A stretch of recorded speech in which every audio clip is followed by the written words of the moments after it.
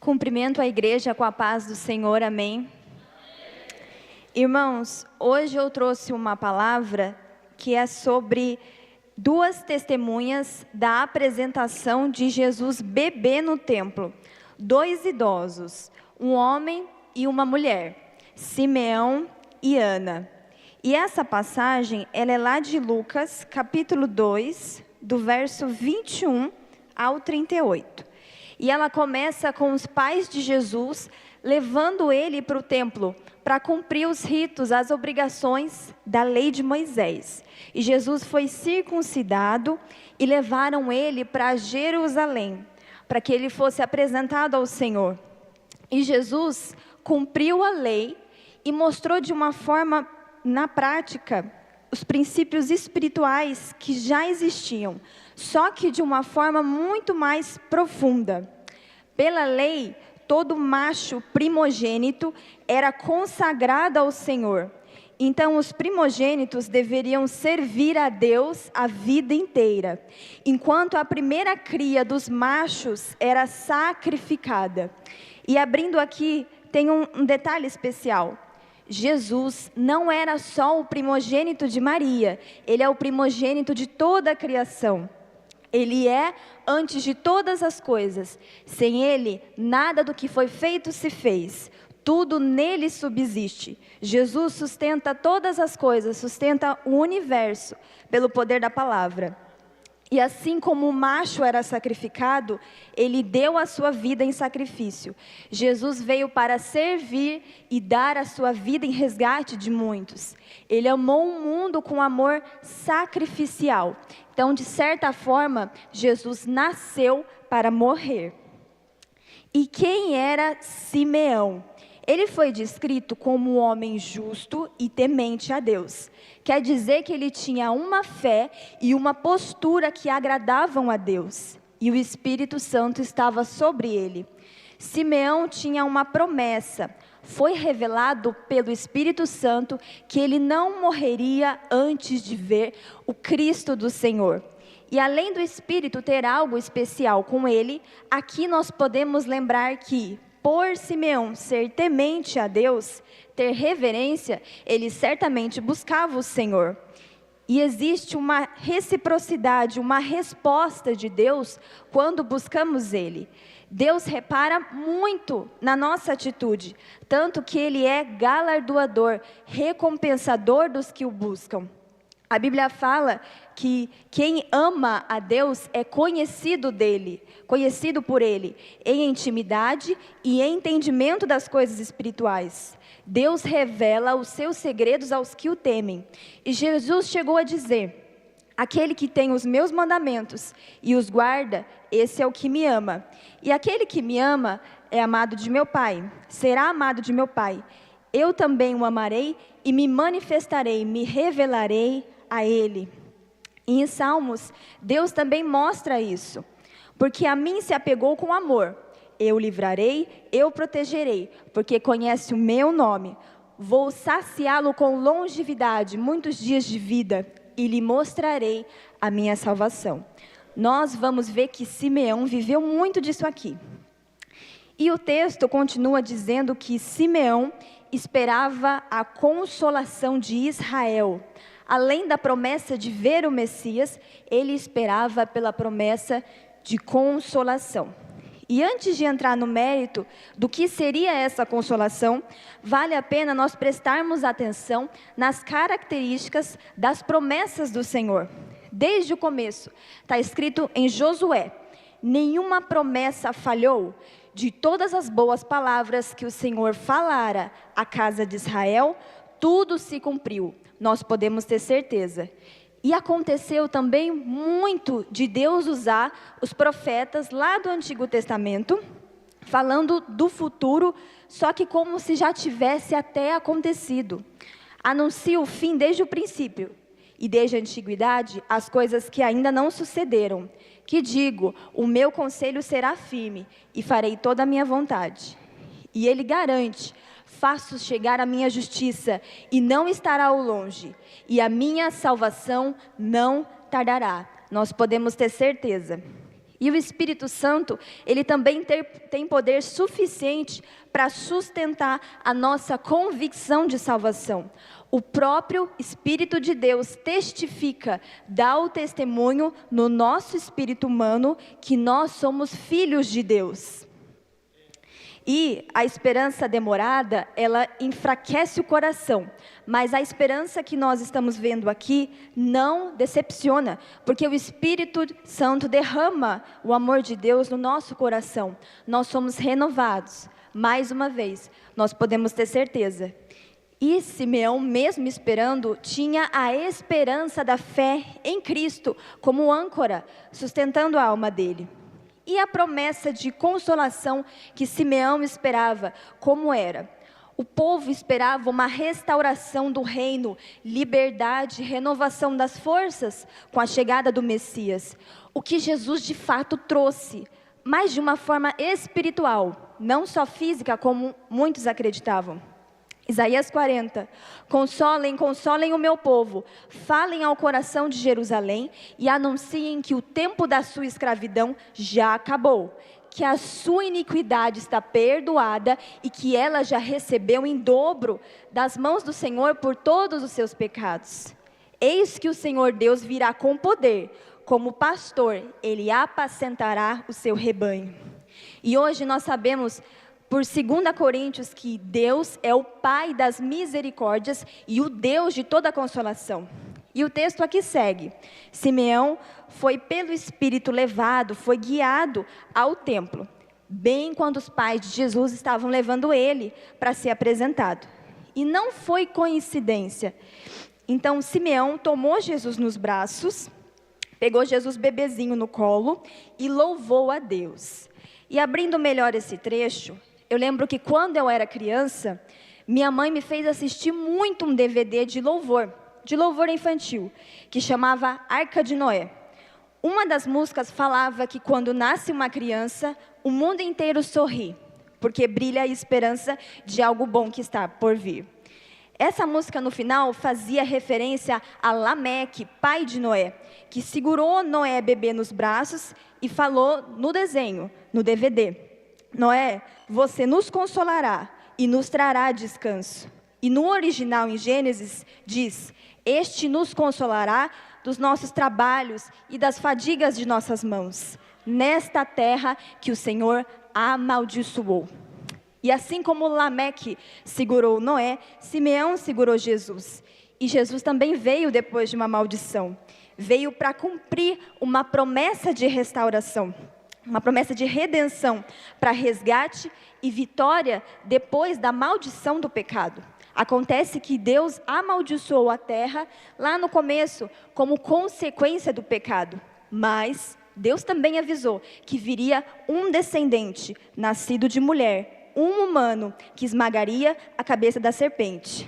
E Jesus veio mesmo, venceu o poder do pecado, venceu a morte e trouxe a salvação. E Simeão tem o cântico dele. Ele segurou Jesus e louvou a Deus. E o cântico começa com Simeão dizendo: agora, Senhor, podes despedir em paz o teu servo, segundo a tua palavra. Simeão se alegrou por ver o cumprimento da promessa de Deus na geração dele. E ele segurou a promessa nos braços. Jesus poderia estar como bebezinho ali, mas ele já era o rei eterno que Deus prometeu. E essa despedida de Simeão não é num sentido triste, depressivo, de alguém que quer dar um fim na própria vida. Simeão percebeu o cumprimento do propósito de Deus na vida dele. Por isso a satisfação foi tão grande, que ele diz que poderia até morrer em paz. E assim como Deus prometeu e guiou Simeão até alcançar a promessa, assim Ele pode fazer com você. O encontro mais importante que nós podemos ter é de encontrar com Jesus.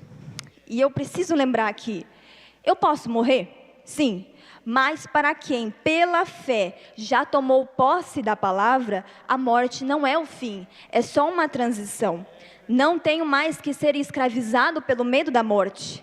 Com Jesus, eu morro salvo, consolado e confiante. Temos a promessa dele: eu sou a ressurreição e a vida. Quem crer em mim, ainda que morra, viverá. Por isso, tudo o que eu quero é conhecer a Cristo e sentir em mim o poder da sua ressurreição. Salmos 17 fala que quando eu fechar os olhos aqui e abrir os olhos na eternidade, quando acordar, me satisfarei com a tua semelhança. Um dia nós vamos contemplar, vamos ver Jesus face a face. E Paulo escreveu num sentido bem parecido com Simeão também. Os dois de olho na eternidade. Desde agora me está guardada a coroa da justiça, a qual o Senhor, o reto juiz, me dará naquele dia. E não somente a mim, mas também a todos os que amam a sua vinda.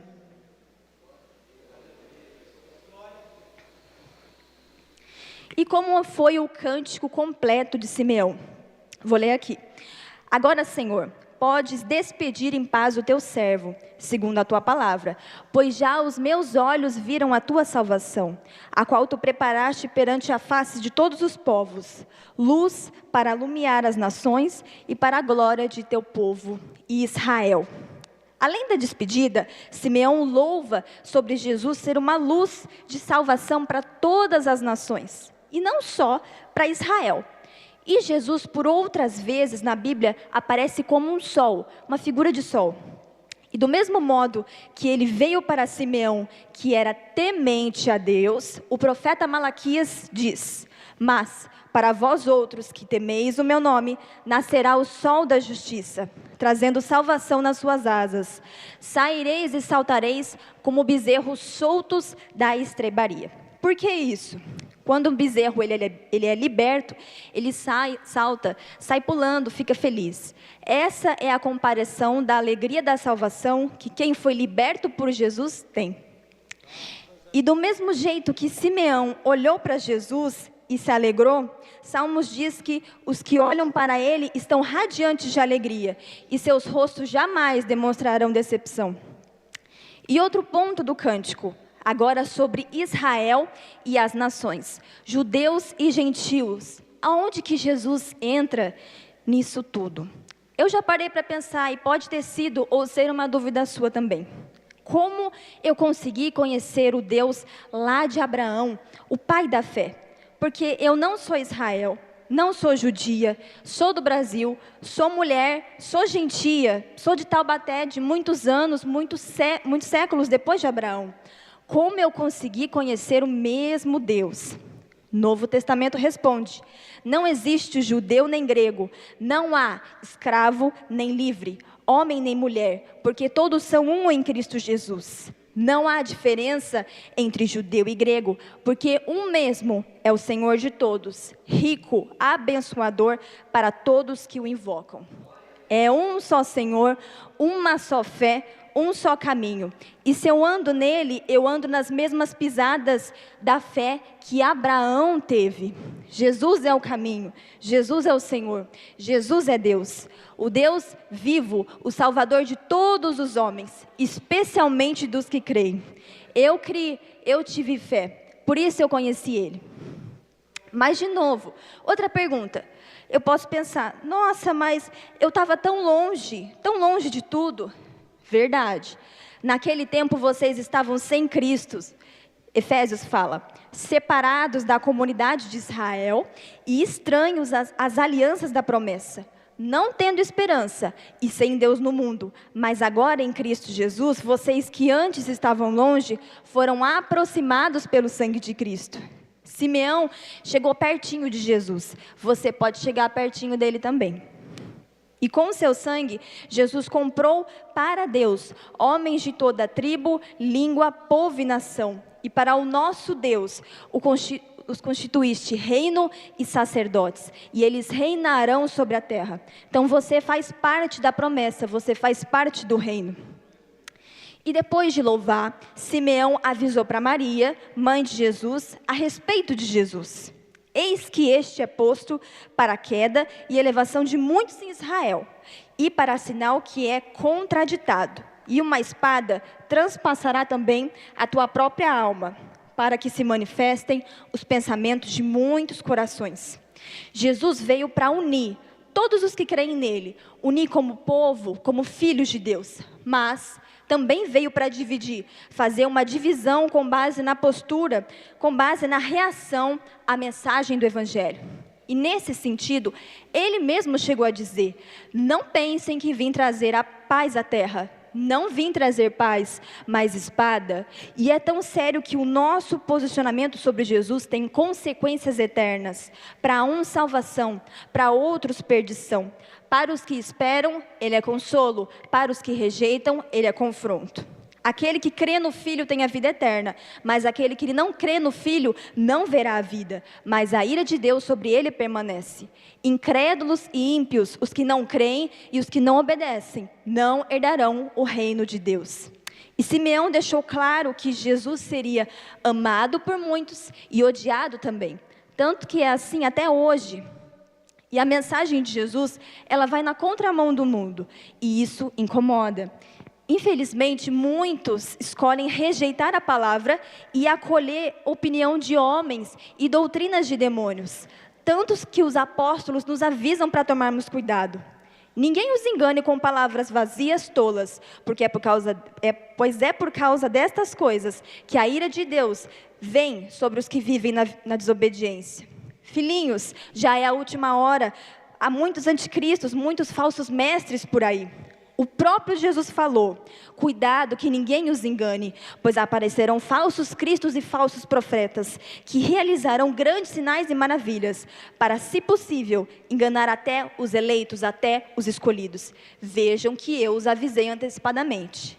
E outra modalidade, outro tipo de crença, que aparece muito no mundo hoje, é querer Jesus e querer os falsos deuses ao mesmo tempo. Acontece que nós não podemos ter comunhão com os demônios, não podemos participar da mesa do Senhor e da mesa dos demônios. Ninguém pode servir a dois senhores. E se eu fizer isso, eu nego Jesus e ele me nega também. Mas o Espírito Santo faz questão da nossa obediência, ele tem ciúmes. E Deus fala: vede agora que eu sou, e mais nenhum Deus comigo. Eu sou o Senhor, e fora de mim não há Salvador.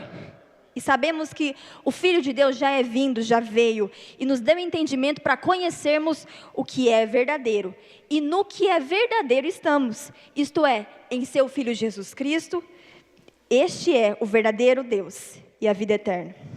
E no fim, como Simeão mencionou, serão manifestados os pensamentos de muitos corações. Todos saberão que Jesus é aquele que sonda as mentes e corações, e que retribuirá a cada um segundo as suas obras. Então vereis outra vez a diferença entre o justo e o ímpio, entre o que serve a Deus e o que não serve. Todo joelho se dobrará, toda língua confessará que Jesus é Senhor, para a glória de Deus Pai.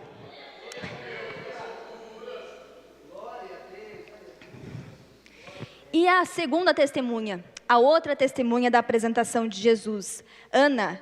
Quem era ela? Ana era uma mulher já avançada em idade, idosa, tinha 84 anos. Ana também teve dificuldades na vida dela.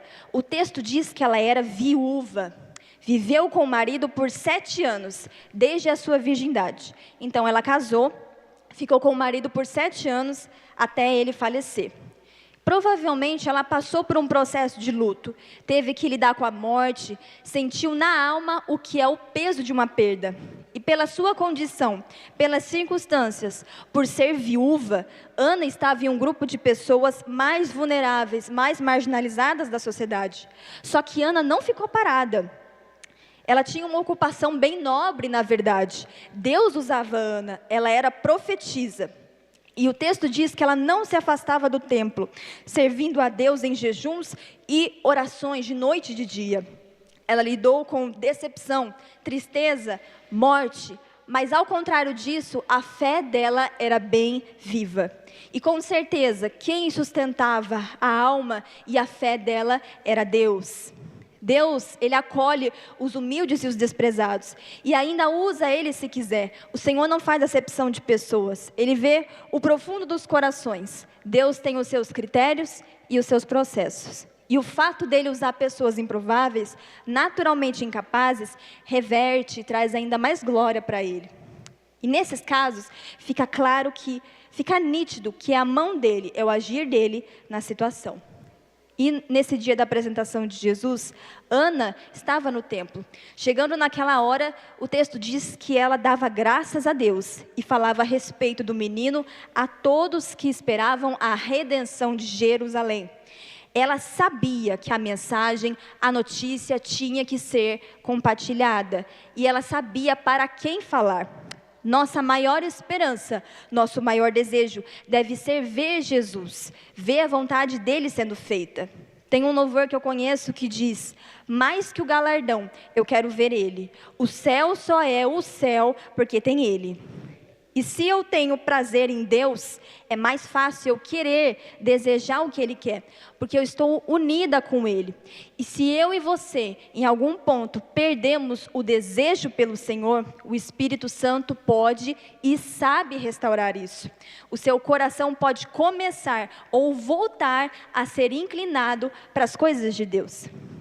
Então, finalizando, Simeão e Ana esperavam a chegada, a primeira vinda de Jesus. Nós, como igreja, esperamos a volta dele, a segunda vinda. Simeão e Ana são um exemplo. A espera não fez eles esfriarem. Eles foram guiados pelo Espírito Santo e se prepararam. Provérbios tem um texto muito bonito. Diz que os cabelos brancos são uma coroa de honra quando estão no caminho da justiça. Viver bastante é bênção. Chegar na velhice sendo fiel a Deus é louvável. Por isso, Romanos recomenda: quanto ao zelo, quanto ao cuidado, não sejam preguiçosos, sejam fervorosos de espírito, servindo o Senhor. E o Deus da esperança encha vocês de toda alegria e paz na fé que vocês têm, para que sejam ricos de esperança no poder do Espírito Santo. O Espírito faz a parte dele, nós fazemos a nossa parte. Para isso, retenhamos firmes a confissão da nossa esperança, porque fiel é aquele que prometeu. E para finalizar, é melhor você se preparar. É melhor começar recebendo Jesus em bênção agora, para terminar sendo recebido em bênção por Ele na glória. Você pode começar dizendo: pode vir Jesus, bendito é o que vem em nome do Senhor. Para terminar ouvindo o pode vir da parte dele. Vinde, benditos de meu Pai, venham possuir por herança o reino que vos está preparado desde a fundação do mundo. Agradeço a oportunidade em nome de Jesus. Quem recebe essa palavra, irmãos?